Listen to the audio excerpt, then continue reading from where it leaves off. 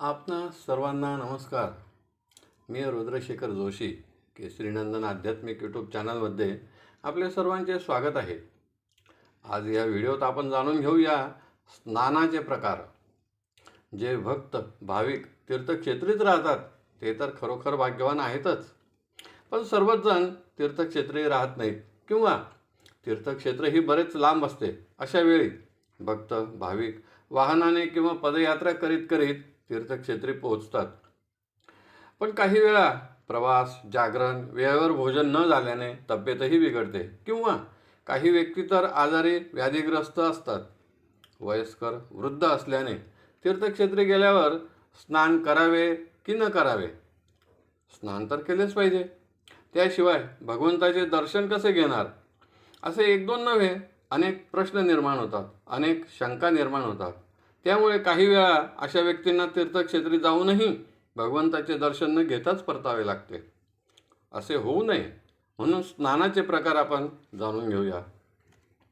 ज्यामुळे कोणत्या वेळी कोणत्या प्रकारचे स्नान केले म्हणजे भगवंताचे दर्शन घेणे शक्य होईल याचा विचार करता येईल. स्नानाचे एकूण 11 प्रकार आहेत. जसे शाही स्नान, अभ्यंग स्नान, दिव्य स्नान, वारुण किंवा जलस्नान, वायव्य किंवा गोरज स्नान, पंचगव्य स्नान, तीर्थक्षेत्री स्नान, आग्नेय किंवा भस्म स्नान, भौम किंवा मृत्तिका स्नान, मंत्रस्नान, सूर्यस्नान, मानस स्नान. शाही स्नान हे कुंभमेळ्याच्या वेळी साधू, संत, ऋषीमुनी, तपस्वी हे आपल्या शिष्यांसहित माना सन्मानाने मिरवणुकीतून येतात व स्नान करतात. त्यास शाही स्नान असे म्हणतात. हे सामान्य व्यक्तींसाठी नसते. अभ्यंग स्नान हे सर्वजण गायगोरसची बारस ते भाऊबीजपर्यंत करतात. या स्नानाचे वैशिष्ट्य म्हणजे वनौषधींची सुगंधी पावडर किंवा उटणे त्याला म्हणतात. तेल पाण्यात एकत्रित करून शरीरास लावून नंतर स्नान केले जाते. वारुण किंवा जलस्नान हे आपण सर्वजण नित्य जे स्नान जलाने करतो ते स्नान म्हणजेच जलस्नान होय. दिव्य स्नान काही वेळा एकाच वेळी ऊनही असते व पाऊसही पडतो. आधीच शुद्ध असलेले पावसाचे थेंब सूर्यकिरणांमधून पृथ्वीवर येणे म्हणजेच दुग्ध शर्करा योगच म्हणावा लागेल. अशा वेळी केवळ पावसाचे थेंब जरी आपल्या शरीरावर पडले तरी आपले भाग्यच समजावे, कारण हा योगही दुर्मिळच असतो. वायव्य किंवा गोरज स्नान खेडेगावात शेकडो गायी संध्याकाळी रानातून परत येताना जी धूळ उडते त्या धुळीने स्नान करणे म्हणजे गोरज स्नान होय. याबाबत एक पर्याय आहे की अशी गोरज खेड्यात उपलब्ध होईल ती घरी आणून एका डबीत भरून ठेवावी. तीर्थक्षेत्री किंवा जेव्हा शक्य नसेल अशा वेळी केवळ ही मृत्तिका कपाळी लावावी, तरी देखील स्नानाचे पुण्य प्राप्त होते.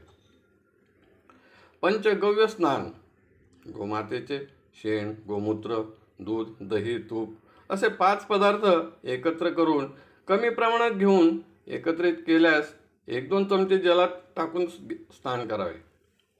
तीर्थक्षेत्री स्नान भक्त भाविक ज्या तीर्थक्षेत्री गेले असतील तेथे जे सरोवर असेल, जलाशय, तलाव, नदी, संगम, समुद्र जे असेल त्या पवित्र ठिकाणी जाऊन तेथे स्नान करावे. आग्नेय स्नान किंवा भस्म स्नान म्हणजे श्री क्षेत्र गाणगापूर किंवा अन्य तीर्थक्षेत्राहून आणलेले भस्म शरीरास, कपाळी, दंड, छातीस लावले तरी देखील ते स्नान भस्म स्नान होते.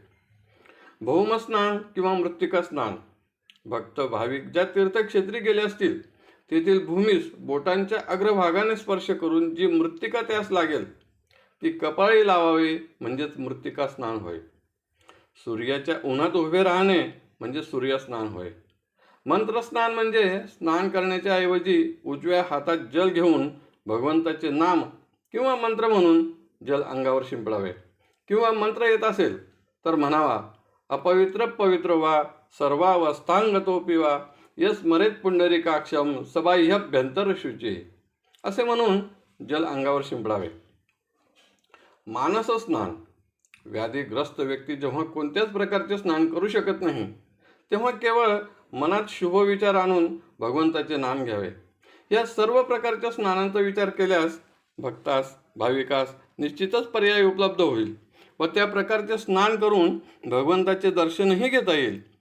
त्यामुळे तीर्थक्षेत्री भगवंताचे दर्शन घेतल्याचा मनाला आनंद व समाधान तर प्राप्त होईलच, पण पुण्य प्राप्त होऊन भगवंताची कृपाही प्राप्त होईल.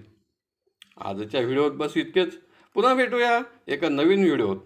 व्हिडिओ आवडला असेल तर जरूर लाईक करा, शेअर करा, सबस्क्राईब करा. धन्यवाद. नमस्कार. जय केसरी नंदन.